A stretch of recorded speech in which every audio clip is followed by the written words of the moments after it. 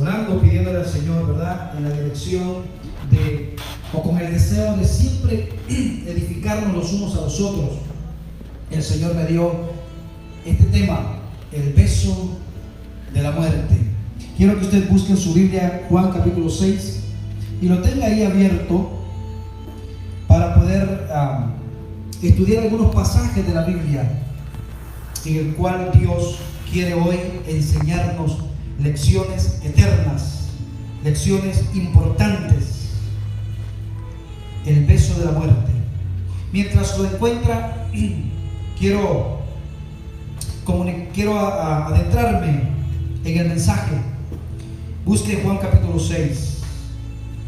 Mientras lo encuentra, yo quiero hacerle una pregunta a cada uno de ustedes, sin que ustedes me respondan, solamente así ahí en su corazón.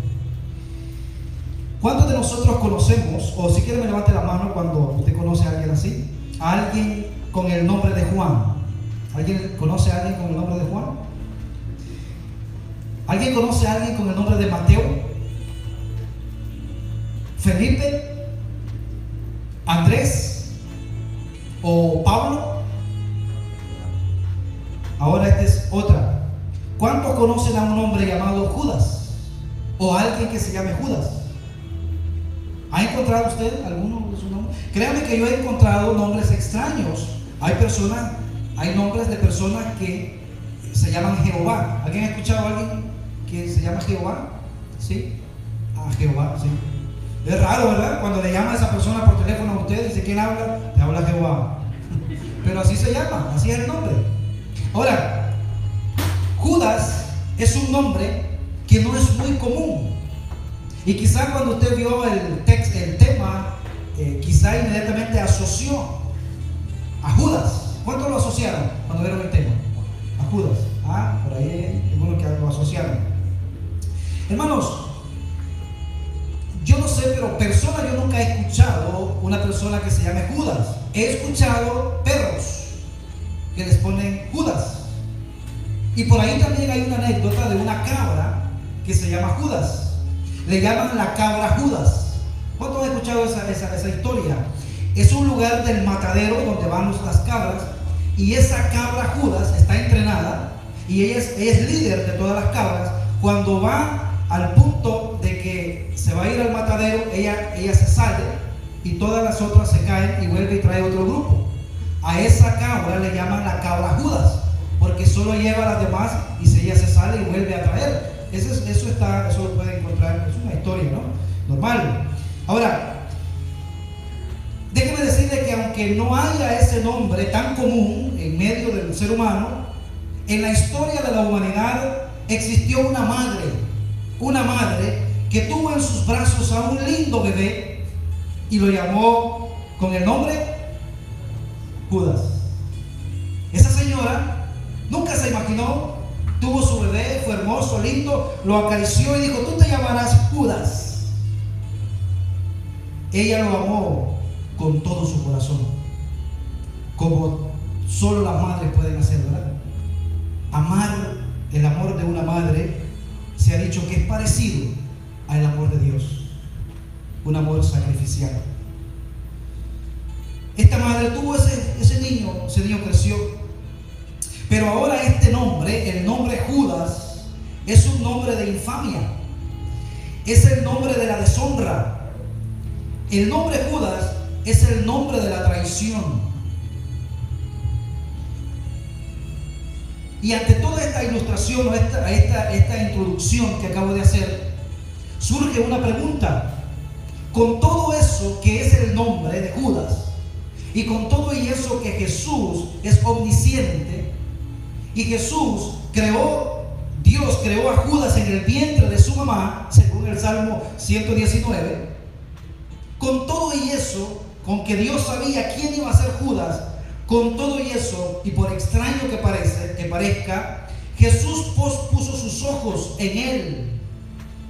Y la palabra dice que no solamente puso sus ojos en él, sino que la Biblia en Juan capítulo 17, cuando Cristo ora por sus discípulos, dice que a los que llamó, a esos amó hasta el final.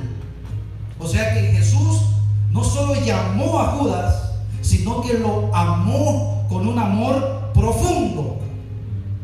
Ahora usted dice, pero ¿cómo Dios pudo llamar a Judas? Y yo le hago la pregunta, ¿cómo Dios lo pudo llamar a usted?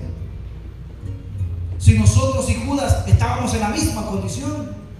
Lo que pasa es que hoy lo que Judas hizo es del conocimiento público, y quizás lo que nosotros hacemos es un poco más privado, pero de pronto ante los ojos de Dios quizás somos peores que Judas. Ahora, esto es interesante. El Señor lo amó, igual nos ama a nosotros y nos trae y nos quiere ayudar al Señor. El Señor escogió a Judas. Vamos a leer ahí, ya tienen el capítulo 6, 63 al 71. Si quiere póngase en pie, porque es la palabra de Dios la que estamos leyendo.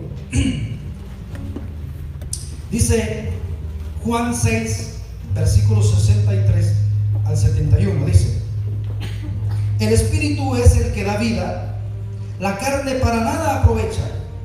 Las palabras que yo os he hablado son espíritu y son vida. Muy importante eso. Pero hay algunos de vosotros que no creen, porque Jesús sabía desde el principio quiénes eran los que no creían y quién le había de entregar. Y dijo: por eso os he dicho que ninguno puede venir a mí si no le fuere dado por el Padre. Desde entonces muchos de sus discípulos volvieron atrás y ya no andaban con él. Dijo entonces Jesús a los 12: ¿queréis acaso iros también vosotros? Le respondió Simón Pedro: Señor, ¿a quién iremos? Tú tienes palabra de vida eterna, y nosotros, ojo, hemos creído y conocemos que tú eres el Cristo, el Hijo del Dios viviente. Jesús le respondió: ¿no os he escogido yo a vosotros los 12 y uno de vosotros es diablo? Hablaba de Judas Iscariote, hijo de Simón, porque este era el que le iba a entregar y era uno de los 12. Vamos a orar. Padre, gracias, Señor. Gracias te damos, Señor, por tu palabra, por tu bendita y eterna palabra. Te pedimos en esta hora, Padre Celestial, que abra nuestros oídos y que no permita, Señor, que nada ni nadie nos distraiga de tu mensaje, porque es importante para nosotros. Espíritu Santo, háblanos con poder. Te lo pedimos, Señor, en el nombre de Jesús. Amén y amén. Pueden tomar asiento, mis amados hermanos. Judas era uno de los 12.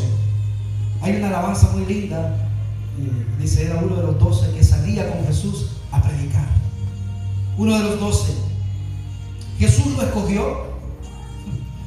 Desde ya podemos ir pensando muchas cosas acerca del ministerio de Jesús. Jesús escogió a Judas.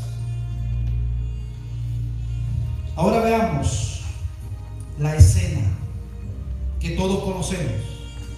Cuando Judas entra en acción, la escena se da en un jardín muy conocido para el Señor. Era el jardín llamado el huerto de Getsemaní. Algunos creen la palabra Getsemaní significa prensa de aceite, donde se prensaba la semilla del aceite y ahí se elaboraba el aceite. Eso significa Getsemaní. No es nada de admirar que Cristo fue triturado ahí en ese huerto, en el huerto de Getsemaní, cuando Cristo suda lágrimas, gotas de sudor mezclado con sangre. Y sabemos que el aceite es un símbolo del Espíritu Santo.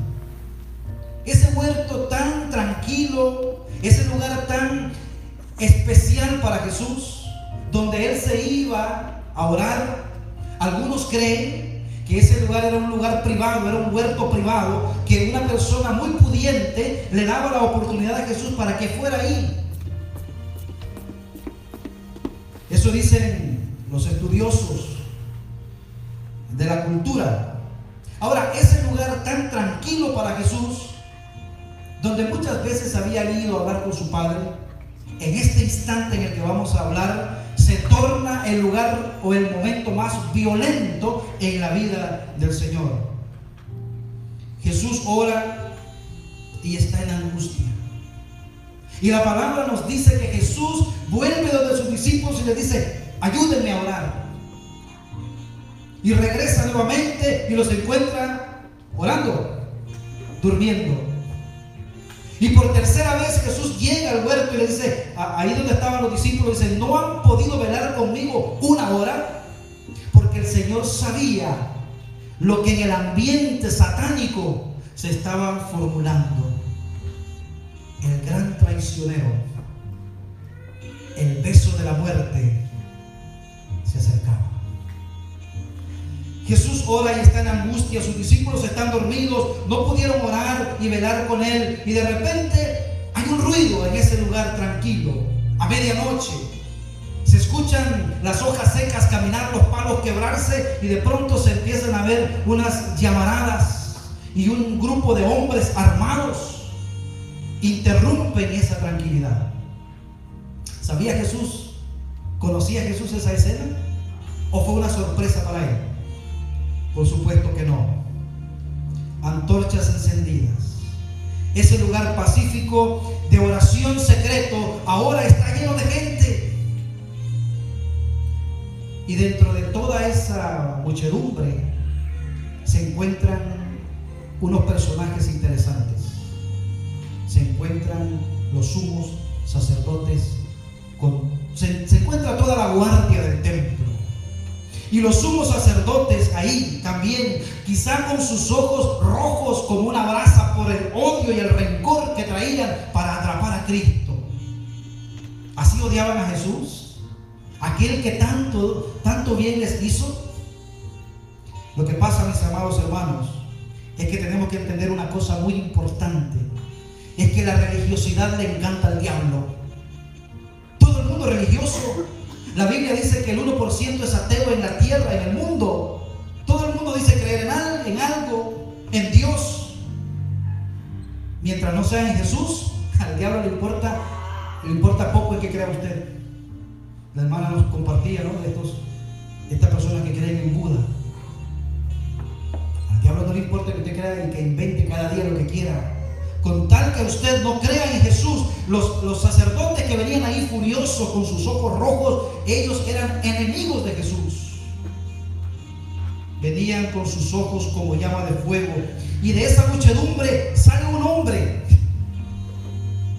especial, un hombre importante, un hombre que era del grupo íntimo de Jesús, llamado Judas, dentro de los enemigos. ¿Cómo? ¿Qué pasó? Este hombre llega con una sonrisa un poco sarcástica y malévola. Así son los traidores. Le muestran una sonrisa a usted malévola. Pero no puede esconder sus ojos. En sus ojos no puede esconder un mensaje. El mensaje de la traición. Previamente Jesús le había hablado con sus discípulos. Jesús les dijo: esta noche uno de vosotros me va a entregar. Quiero que piensen en esa palabra. Y todo el mundo dijo: ¿seré yo? Porque Judas era uno exacto con los otros 11.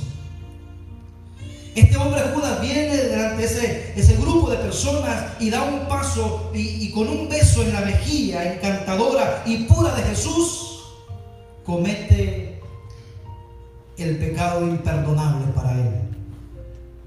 Dice con los labios llenos de hipocresía: saludos, maestro. La Reina Valera dice: salve, maestro. Era un saludo. Y en ese instante le da un beso, porque esa era la prueba. Le dijo: aquel del grupo en la noche, todos esos barbudos que estaban ahí, al que yo besare, ese es. Y entonces de ahí le da ese beso, Y ese beso debió haberle quemado la mejilla al Señor. Esa mejilla pura y santa de nuestro Señor tuvo haber podido ser quemada con ese beso de la traición. Un beso que traía un carbón del mismo infierno. Era el beso de la traición. Era el beso de la muerte. Uno se puede poner a pensar cómo sucedió, qué pasó aquí. ¿Fue todo esto una sorpresa para Jesús? ¿Creen ustedes? Recuerde, Jesús escogió a Judas. Pero también recuerde otra cosa: Jesús es Dios. Y solamente Dios tiene el atributo de la omnisciencia. Significa que solamente Él sabe todo. Algo que no está en el mensaje, pero se lo quiero compartir. El diablo no es omnisciente. El diablo no es omnipresente. El diablo no puede estar acá y allá al mismo tiempo. Eso solamente es reservado para Dios. Amén. El diablo es un ser creado. Lo que pasa es que el diablo tiene la tercera parte de demonios que trabajan para él. Pero el diablo no puede estar acá y en otro lugar al mismo tiempo. ¿Cometió Jesús un error a elegir a Judas? Son preguntas, hermanos, que al leer la Biblia nosotros nos podemos hacer. ¿Cometió Jesús un error? ¿Creen ustedes? Jesús nunca cometió un error. ¿Por qué? Porque Dios no se equivoca. Jesús sabía exactamente todo a plenitud cuando escogió a Judas. Él lo sabía. Y hay una pregunta válida: y si lo sabía, entonces ¿por qué lo escogió? Estoy respondiendo a esa pregunta que ustedes pueden estar haciendo. ¿Por qué puso a un traidor en el ministerio? Piense por un instante. ¿Qué de bueno vio el Señor en Judas? ¿Y qué de bueno vio el Señor en usted? Sin embargo, así el Señor nos llamó. ¿Quién quiere un hombre así en su equipo de trabajo? Sabiendo que lo traicionaría. ¿Quién? Yo creo que nadie, ¿no? El Señor quiere en esta tarde, hermanos, darnos una palabra. Ojo. Número 1, de seguridad. Una palabra de advertencia y otra palabra de consuelo. ¿Ok? Seguridad, advertencia y consuelo en 4 puntos que podemos ver en estos pasajes. Punto número 1, la hipocresía religiosa y la necesidad de la verdadera salvación. Vamos a ir al pasaje 64. Hay algo muy interesante que dice ahí: pero hay algunos de vosotros que no creen. Porque Jesús sabía desde el principio quiénes eran los que no creían. Ojo con eso, hermano. Esa es la advertencia. El pastor no sabe quiénes aquí creen o no, pero Jesús sí lo sabe. Él sabe quiénes eran los que creían y quién le había de entregar. En este momento, hermanos, en este preciso instante, el Señor sabe con seguridad quién en este edificio es un verdadero creyente. Por eso es advertencia. Advertencia porque Judas representa la hipocresía religiosa al lado de Jesús, hablando como Jesús. Algunos dicen que los galileos tenían un tono de hablar, como sucede en nuestros lugares de origen, ¿no? Cada quien se conoce un poco por más o menos de dónde es, por cómo habla. Cuando Pedro negó a Jesús, una de las mujeres dijo: tú eres galileo porque hablas como ellos. Me imagino que Judas aprendió a hablar, aprendió el tono, aprendió a entrar y salir. Era un hombre, y de los 12, ojo con eso, de los 12, Judas era superior a los demás. ¿Por qué dice eso, pastor? Vamos a ver más adelante. Hermanos, yo no sé, pero Dios sí sabe. Él sabe cuál es la diferencia entre uno y el que no. Ahí dice el pasaje, pero Él sabía quiénes eran los que creían y quiénes no. Dios no se confunde por las apariencias externas. Hay veces, hermanos, yo no sé si le he comentado, creo que sí, que fui a orar a un hospital y yo iba con ropa normal y con mi Biblia, y de pronto llegó otro grupo de personas que llegaron con sus trajes y corbatas, y cuando dijeron, ¿y el pastor dónde está? Dijeron, aquí está. Dijeron que era yo. No, está mal vestido, no. O sea, por las apariencias me hicieron a un lado, creyendo que porque no estaba vestido de la manera correcta, yo no era un pastor. Entonces cualquier lobo se pone un traje y una corbata y ya es pastor, y se pone una Biblia acá y ya es pastor. Jesús no se deja llevar por esas apariencias que nosotros nos dejamos llevar y creemos que la ropa es lo que hace la diferencia. Obviamente un verdadero cristiano, hijo de Dios, guiado por el Espíritu Santo, se vestirá decentemente. Amén. Pero el Señor no se confunde por las apariencias externas, porque hay una línea divisoria entre las personas del mundo y las que están en la iglesia. Igual hay una línea divisoria que solamente Dios la conoce, y a nosotros se nos ha dejado la premisa de poder verlos o de poder distinguir por medio de los frutos, porque un árbol se conoce por los frutos. Los que creen y los que no creen.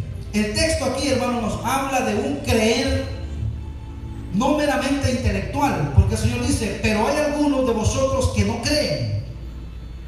La pregunta es, ¿cree usted en Jesús? Sí, dice casi toda la gente. Nosotros venimos de una cultura cristianizada, Padre, Hijo y Espíritu Santo, y creemos en la Biblia. Igual así nos enseñaron los que nos conquistaron, trajeron la religión universal, y esa nos impusieron y eso creemos, y creemos en Jesús, sabemos muchas cosas de Él, pero el Señor no está hablando de ese tipo de creer. El Señor está hablando aquí, está hablando de una confianza total para salvación. El Señor sabe quiénes realmente son salvos, porque en este instante, hermano, podemos morir todos y no todos tomar el mismo camino. Y por eso le digo que es una palabra de advertencia para nosotros. Esto no se hereda. No porque mi papá, porque mi mamá, no, el que sea de la falda de la mujer me voy, eso no se da. Esto es personal. Estarán dos en una cama, uno se la ha tomado, el otro se la ha dejado, porque esto no se hereda, esto es personal. No, yo no voy porque él no quiere ir, déjelo que no vaya. Usted sea buen cristiano y sea ejemplo. La Biblia dice, el que tenga, la mujer que tenga marido que no sea cristiano, con su ejemplo gánenselo. O por lo menos va a decir, el Evangelio transforma. El texto aquí, hermanos, está hablando de un creer para salvación. Jesús sabía quiénes eran verdaderamente creyentes. En Juan capítulo 2 dice, pero Jesús mismo no se fiaba de ellos, porque conocía a todos y no tenía necesidad de que nadie le diese testimonio del hombre, pues sabía lo que había en el hombre. Eso dice en los últimos pasajes de Juan 20, 24 al 25.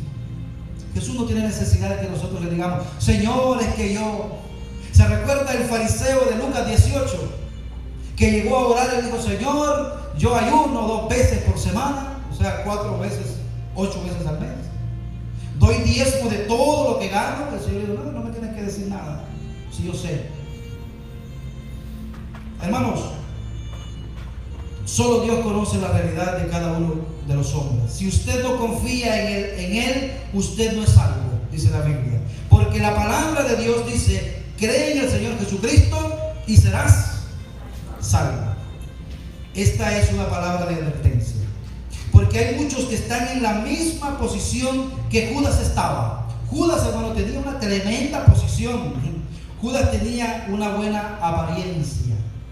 Mire que si tenía buena apariencia Judas, que cuando el Señor dice, uno de ustedes me va a traicionar, Nadie había sospechado nada en Judas. Venía y se portaba como los demás. Y se genera la pregunta. Yo creo que todos estaban pensando, yo sé de quién está hablando. ¿Y sabe a quién creo yo que se referían? A Pedro, porque era el más. De pronto, eso es interpretación mía. Pero después ellos dijeron, ¿seré yo, maestro? ¿O seré yo? ¿O seré yo? Si usted lo hubiera visto a Judas, es posible que hubiera quedado impresionado. Tremendo varón de Dios. Usted hubiera escuchado a Judas predicar, porque Judas fue a predicar y en el nombre de Jesús echó fuera demonios. Pastor, ¿puede una persona que no es cristiana echar fuera demonios en el nombre de Jesús? ¿Qué creen ustedes? Piensen, ¿creen? Judas lo hizo. Mateo 7:21 dice, ustedes en mi nombre echaron fuera demonios, pero yo no los conocí, porque el poder está en el nombre de Jesús. Pero después el ser humano se lo tendrá que arreglar con él, ¿no? Creo que si hubiéramos visto a Judas, hubiéramos dicho, yo quiero ser como él algún día. Era un hombre tremendo. Judas tenía la asociación correcta. Judas no andaba con mala compañía. Como dice en mi pueblo, no andaba con malas juntas.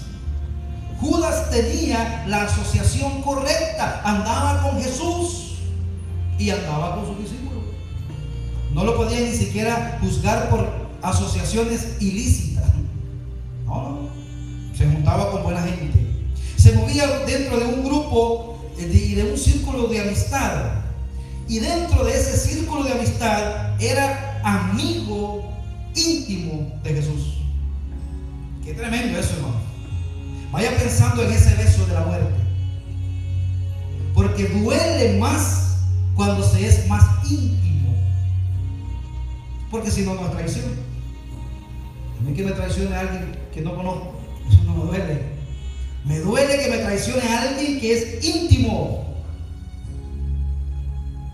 El que metemos la tortilla en el pedacito de huevo para comer juntos.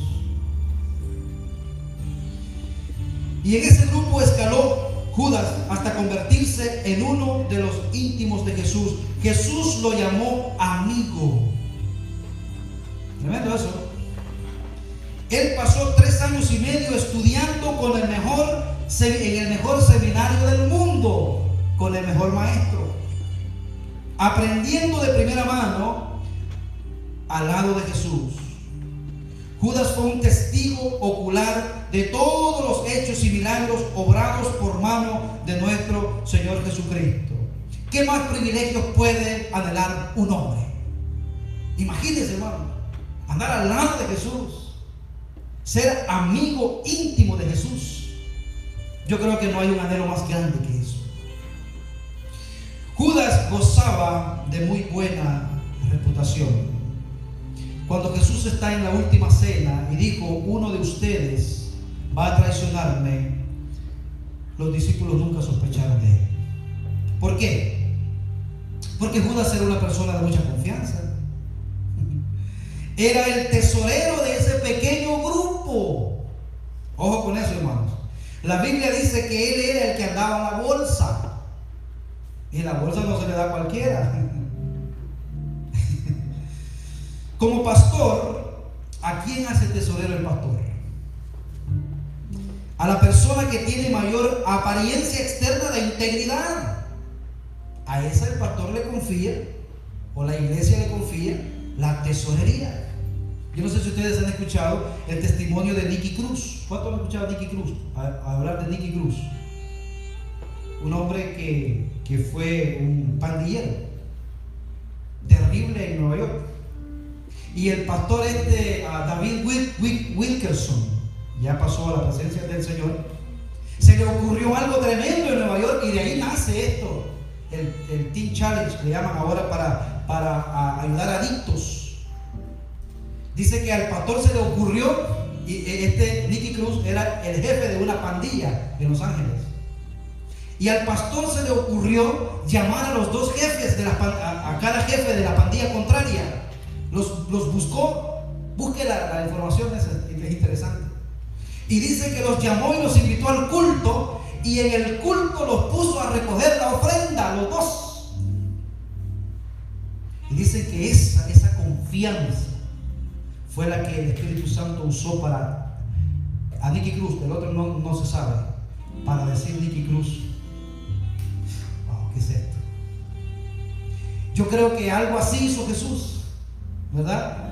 Le confió la bolsa. Se pone como tesorero al que respeta más. Judas, al juzgar por su posición, era uno de los más confiables en el grupo. No solamente eso, Judas tenía una mente brillante. Lástima que lo usó para el mal. ¿Cuántos de nosotros hemos conocido personas con mente brillante que han llegado a hacer grandes cosas en el mal, que si lo hubieran tornado para lo bien, para lo bueno, serían grandes instrumentos en las manos de Dios? Por eso Romanos 12 dice: no presentéis ya vuestros cuerpos al pecado, sino presentaos como un sacrificio vivo, santo y agradable a Dios.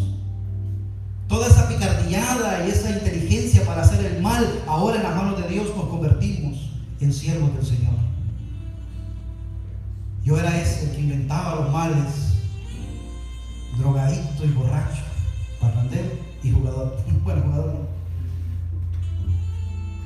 Pero cuando Cristo me encuentra en la cárcel y transforma mi corazón aquí a 2 millas de acá, hace 20 años, todo ese mal, Cristo, y toda esa inteligencia para el mal, Cristo lo torna, y ahora por su gracia soy el pastor que está con Jesús. Judas, al juzgar por su posición, era uno de los más confiables en el grupo. Judas tenía la asociación correcta. Yo no me junto, no ando con malas personas, puede decir usted. Tenía la participación correcta. Él era un hombre héroe. Cualquiera quería ser como él. Él salió con el grupo cuando iban a enseñar y predicar en el nombre del Señor. Él estaba en medio del grupo, pero, y este pero sí es triste, pero no era salvo. No era salvo. ¿Será posible estar en una iglesia, servir, tener buena reputación y no ser salvo? Sí. Por eso le digo que es de advertencia. Qué terrible sería por la eternidad saber que estuve sentado en una silla donde me ofrecieron, me enseñaron el camino, y yo dije no estoy preparado. Agripa, un rey al cual se presentó Pablo ante una corte, le dijo: por poco y me persuades a ser cristiano. Ese por poco le está sonando en el infierno a él hace 2000 años. Por poco, por poco, por poco. Y Pablo le dijo: yo quisiera que por poco, por mucho, fueras como yo, excepto estas cadenas. Tremendo, ¿no? El trágico ejemplo de Judas, hermano, nos lleva a entender la hipocresía religiosa y la necesidad de la verdadera salvación. Primer punto. Jesús sabía quiénes eran los que no creían. Hoy existe lo que se llama el evangelio social. ¿Sabe lo que es eso? El evangelio social. El evangelio que nos promete buenas cosas acá, buena casa, buen carro, ser de buena familia. Y yo puse unas cositas interesantes aquí que podríamos titularle ¿y de qué vale? Número 1. ¿De qué sirve haber sido educado en las mejores universidades? ¿De qué sirve si te vistes con ropa de las mejores marcas? ¿De qué sirve que te alimentes bien y lleves una buena dieta? ¿De qué sirve si duermes en un colchón suave? Espero. ¿De qué sirve morir sin dolor producto de una sobredosis? ¿De qué sirve si se le entierra en un bello cementerio, en un campo santo? ¿De qué sirve si él tiene que resucitar en el juicio donde debe de comparecer ante un Dios que no conoce? ¿De qué le sirve? ¿De qué le sirvió todo? Las cosas materiales son buenas, pero cuando están en el lugar adecuado. El dinero es bueno, pero en la bolsa, en el corazón, no sirve. Porque donde esté tu tesoro, ahí estará tu corazón. Lo más importante es lo eterno, y eso solo viene al obedecer el evangelio glorioso de nuestro Señor Jesucristo. No le busque. Lo bueno y lo eterno solamente vienen de la Biblia. Por eso tenemos que predicar Biblia. Ojo, el medio ambiente que produce una iglesia no es suficiente. Hay personas que dicen: yo quiero ir a la iglesia porque quiero dejar de fumar. Aquí no hay fumadores anónimos. O quiero ir a la iglesia porque quiero dejar de tomar. Esto no es Alcohólicos Anónimos. Ahora, en Cristo Jesús, que nos da una nueva naturaleza, ahora nuestros sentidos son cambiados y el Señor nos hace una nueva criatura. Eso es otra cosa. A mí me preguntan, porque yo era el rey de la bebida. Bueno, no era bueno para beber, pero bebía. Y me dijeron: ¿cómo tú dejaste de beber? Y yo nunca pude dejar de beber. Es Cristo Jesús quien cambió mi naturaleza, y ahora ya no tengo necesidad. Pero hay algunos, dice el versículo, que Judas tenía una asociación linda. Dice: pero hay algunos de vosotros que no creen, porque Jesús sabía desde el principio quiénes eran los que no creían. Ojo, y quién le había de entregar. Mire, Juan 13:18 dice: no hablo de todos vosotros, yo sé a quienes he escogido. ¿Sabe? El Señor supo. Mas para que se cumpla la escritura, el que come pan conmigo, y eso es íntimo, levantó contra mí su calcañar. El Señor estaba hablando lo que dice el Salmo 41:9. Dice: aún el hombre de mi paz, en quien yo confiaba, el que de mi pan comía, alzó contra mí el calcañar. ¿Ve cómo la Biblia está conectada? Mira lo que dice el 19: desde ahora os lo he dicho. Esto es interesante, hermanos.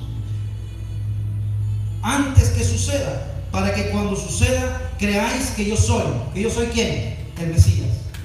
O sea que los discípulos, ya el Señor les había dicho: sucede, está en el ambiente y no se dan cuenta. Y Jesús en una oportunidad les dijo: lo que no entiendes hoy, lo entenderás después. No se preocupe por las cosas que no entiende hoy. Pastor, ¿y cuántos caballos del Apocalipsis son? ¿Y en qué caballo? ¿Y el caballo amarillo qué significa? Yo qué sé qué significa. Bueno, sí hay personas que estudian, pero eso no es tan importante. Un día vamos a entender: eso significaba el caballo cuando estemos por allá. Ahora preocúpese por lo que entiende y no practica. Por eso preocúpese. Aunque es bueno, ¿verdad? Investigar y estudiar es muy importante. El Señor le dice: hay uno de ustedes que no cree. Él es un demonio. Pero hace tiempo la Escritura advirtió que pasaría. Quiero avanzar, hermanos.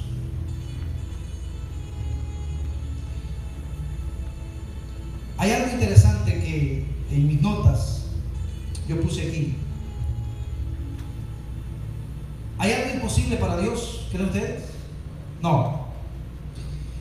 Judas quiso hacer algo, hermanos, en su humanidad, pensando que era su propia vida. Esta es mi vida y yo hago con mi vida lo que quiero. Sin embargo, esa vida pequeña de Judas estaba dentro de la total voluntad de Dios. Usted dice: no, yo hago con mi vida, ve cómo somos. Y el Señor dice: ¿quieres correr? ¿Quieres correr? ¿Dónde huirás de mi presencia? Judas, él quiso hacer algo, ¿no? Cuando el hombre propone, Dios dispone. Lo que nosotros vemos en un punto a la vez, Dios lo ve todo al mismo tiempo. ¿Hay algo que Dios no pueda hacer? O la pregunta hay que hacerla de otra manera: ¿hay algo que Dios no puede hacer? Y yo dice: pastor, se está contradiciendo. No, hay muchas cosas que Dios no puede hacer. Por ejemplo, dígame una cosa que Dios no puede hacer. Pecar no puede. No puede tampoco traer a la fuerza a la persona. Otra cosa que Dios no puede hacer, el que yo puse aquí, es: Dios no puede aprender. ¿Quién aconsejará a Dios? Dios no puede aprender. ¿Cómo puede alguien que lo sabe todo aprender algo? Él es omnisciente. Él lo sabe todo. Entonces, alguien que lo sabe todo ya no puede aprender. ¿Hay algunos omniscientes entre nosotros? No, yo ya sé. Con esa gente ya no. Que ese se lo sabe todo. ¿Conoce usted alguno de ellos?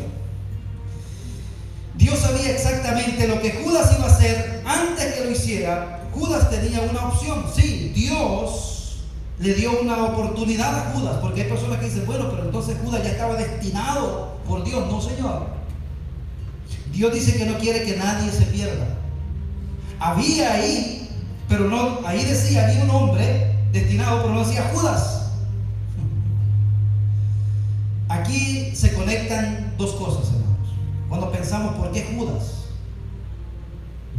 y otros, bueno, no quiero entrar ahí, pero por qué Judas. Aquí se conectan dos cosas: la responsabilidad humana y la soberanía divina.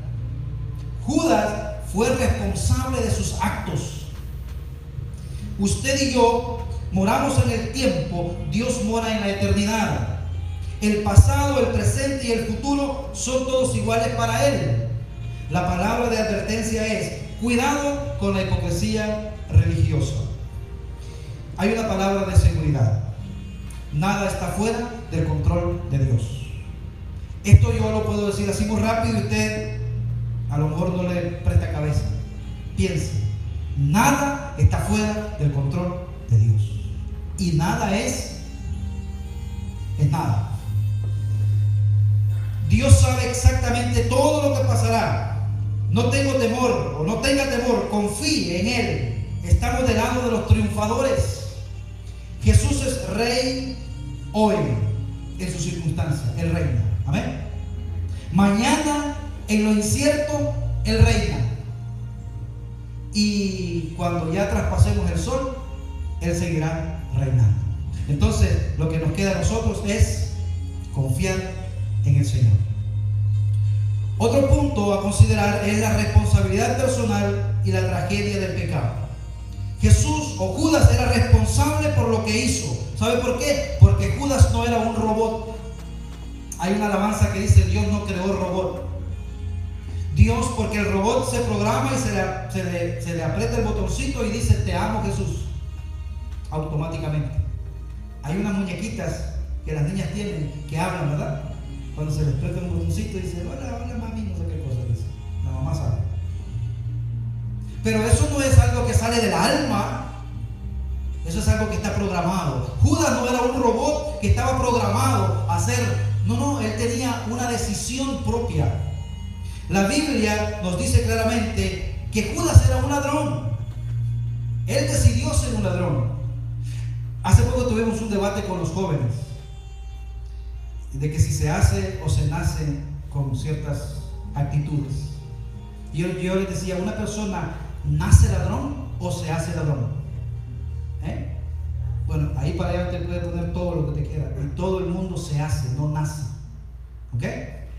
Juan 6, 70 al 71 dice: Jesús le respondió: ¿no os he escogido yo a vosotros los 12 y uno de vosotros es diablo? Esa palabra es bien interesante, hermano. ¿Qué significa la palabra diablo? La palabra diablo no tiene nada que ver con eso que la mitología ha creado, ese rojo con cola, cacho.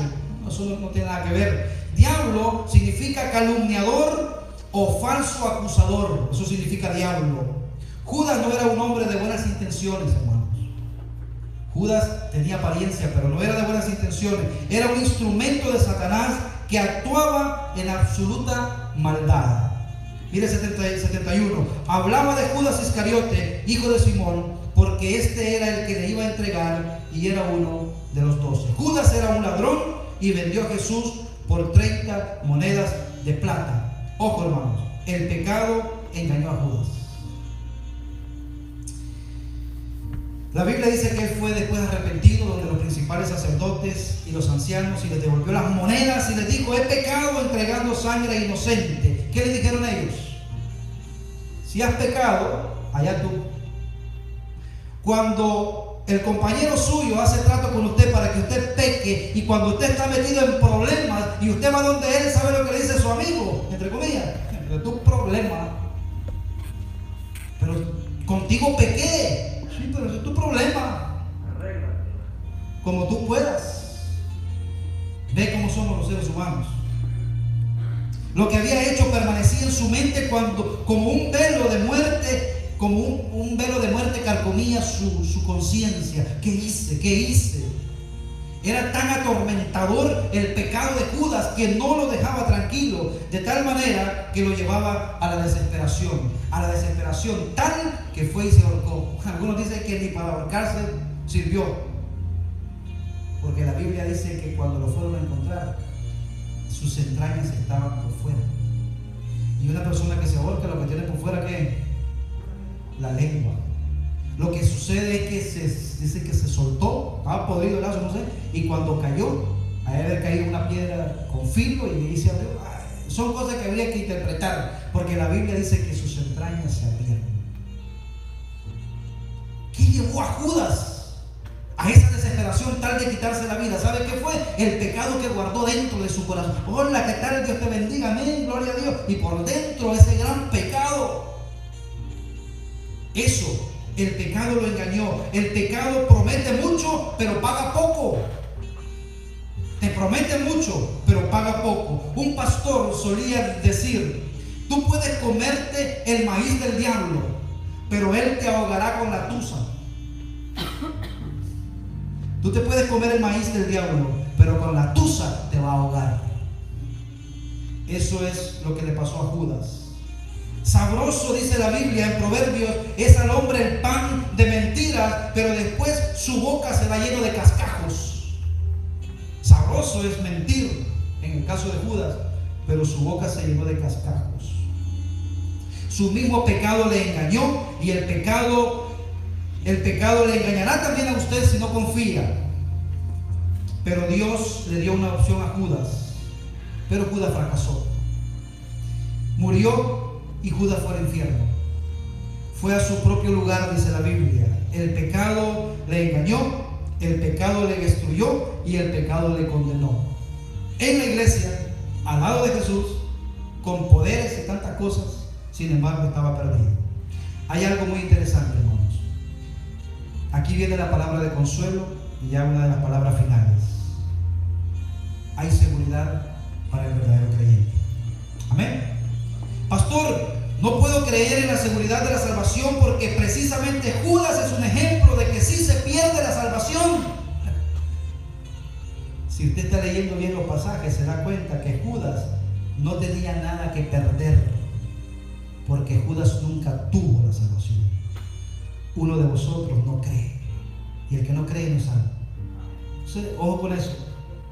Judas nunca tuvo salvación, nunca fue salvo. Mira lo que dice el 64. Pero hay algunos de vosotros que no creen. Sigue diciendo el pasaje. Existe una gran diferencia entre Judas y Simón Pedro. Mira el 69, vamos a ir rápido. Y nosotros hemos creído, le dijo Pedro, y conocemos que tú eres el Cristo, el Hijo del Dios viviente. Nosotros hemos creído. Sí, esa es la diferencia entre Pedro y Judas. Porque algunos dicen, pero si Judas se hubiera arrepentido, Dios lo hubiera perdonado. Sí, lo que pasa es que Judas no creía, pero Pedro sí. Había dos categorías de personas ese día. Judas, exteriormente religioso, pero nunca había tenido un encuentro personal con Cristo. Y Simón Pedro, un hombre ordinario, un hombre que si lo vamos a comparar con Judas, diríamos equivocadamente nosotros, Judas es cristiano, Pedro no es cristiano. Si lo fuéramos a comparar por las... Y así nos pasa hoy, ¿verdad? Que Dios nos ayude en el discernimiento. Finalmente, hermanos, regresemos al 37 del mismo capítulo 6. Dice: todo lo que el Padre me da, vendrá a mí, y el que a mí viene, no lo echo fuera, nunca. Esa es una seguridad eterna.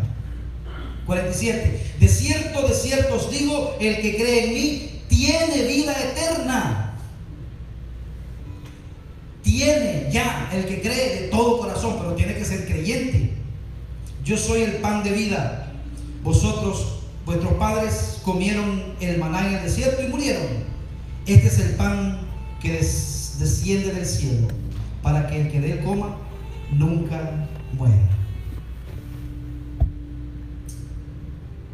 Yo quiero que, para finalizar, yo traje una ilustración, pero no quiero decirla, creo que el pastor lo dice mejor. Se llama el beso de la muerte o el beso mortal. Yo quiero que con mucho cuidado usted escuche.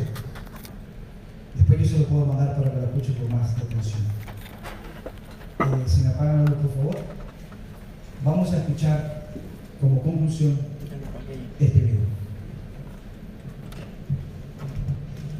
Un mensaje a la conciencia, un momento de reflexión en la vida diaria. Escúchelo en la voz del hermano Pablo. Era un caso de vida o muerte y había que actuar rápido, si no el pequeño animal moría. Y Paul Lafont, francés de 37 años de edad y amante de los animales, procedió a hacer la resucitación boca a boca. Pero el animal moribundo no era un cariñoso gatito, era una pequeña cobra recién traída de la India.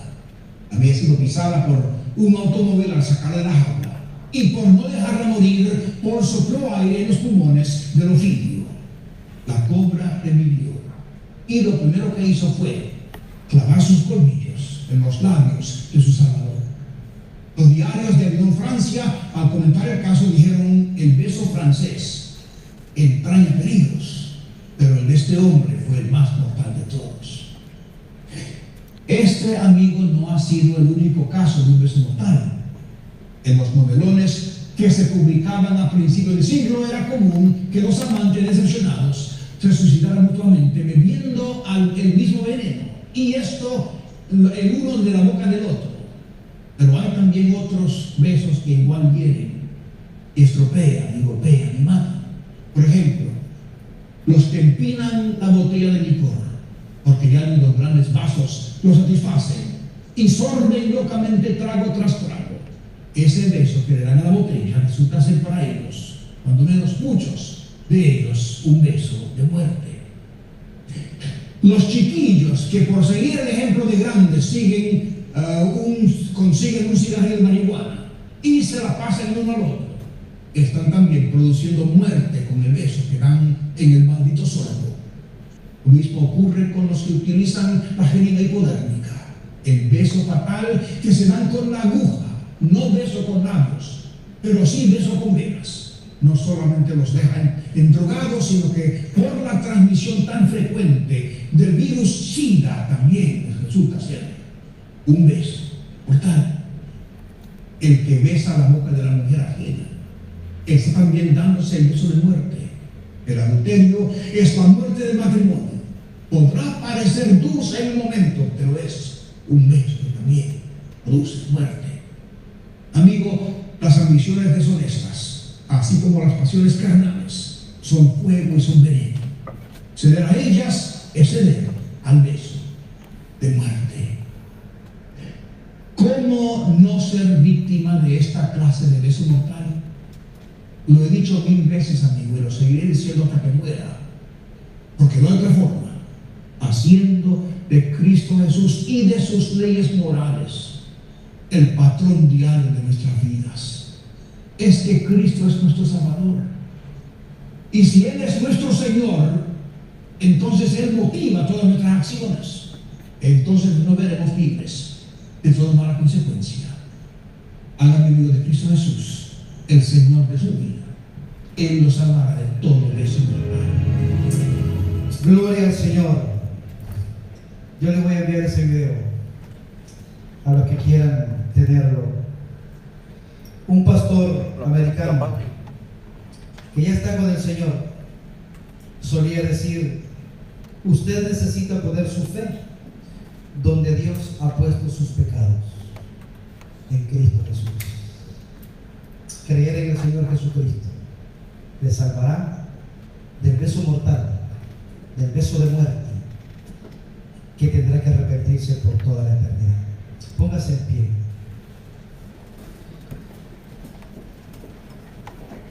Y este día para usted puede ser el mejor día de su vida. día en que el boleto de la salvación y el boleto de la vida eterna ha sido presentado. Hoy usted puede entregarle su corazón a Cristo. Hoy usted puede escapar. El Señor dice: aquí hay algunos que no creen, porque yo sé quiénes son los que han creído en mí. No es una manipulación, no es un forcejeo espiritual, es una advertencia bíblica. Si usted no le ha entregado su corazón a Jesucristo, por favor, de todo corazón, entréguese al Señor. Todo lo que hacemos nosotros, todo, es con ese propósito de ir y predicar el Evangelio. Quizás no tenemos que ir a buscarlo a usted, porque usted, motivado por el Espíritu Santo, viene a la iglesia y acá se le presenta el mensaje de salvación. Dice la palabra de Dios que el reino de los cielos sufre violencia y solo los violentos la arrebatan. ¿Qué significa eso? Solo aquellos que depositan su fe en Jesucristo son llamados hijos de Dios. Nada de lo que usted piense en este instante o tenga que dejar en este mundo se compara con la gloria que Dios tiene preparado para aquellos que le aman. Jesús prometió: yo me voy, pero vendré otra vez. Y a todos los que creen en mí los tomaré para llevarlos donde yo estoy, para que donde yo estoy ellos también estén conmigo. Usted puede esta tarde pasar de muerte a vida. Yo quiero que usted, sinceramente, solamente está usted y Dios, nadie más está en este lugar, usted y Dios. Y este humilde siervo que está como un instrumento. Usted ha entendido el mensaje. Si lo ha entendido y el Espíritu Santo le ha movido a entregar su vida, no resista. Ahora, si es por presión, no lo haga. Habrá alguien acá que diga eso: yo hoy me entrego a Cristo. Habrá una persona que diga: yo me entrego a Cristo en este día, en esta tarde. Si hay alguien, por favor, levante su mano. Dios te bendiga. Dios te bendiga. Habrá alguien más que diga: yo quiero entregar mi vida a Cristo. Yo sé que sin Él estoy perdido. Habrá alguien más. Dios le bendiga. ¿Habrá alguien más? ¿Alguien más? Amado Dios, gracias. Sé, Señor, que hay luchas, porque el reino de los cielos sufre violencia. Padre, bendice a los que han levantado su mano, reconociendo, Padre, que necesitan volver al buen camino. Bendice a aquellos que por primera vez han hecho esa decisión genuina y verdadera en su corazón, para que seas tú, Señor, ayudándoles en este nuevo camino de fe. Y aquellos, Señor, que dudan en su corazón, te pedimos que los animes y que los sigas tocando en su vida. Y que en un instante, Señor, de intimidad puedan decirte: Señor, aquí está mi corazón. Gracias por tu palabra, Señor. Gracias por este tiempo. En el nombre de Jesús. Amén y amén.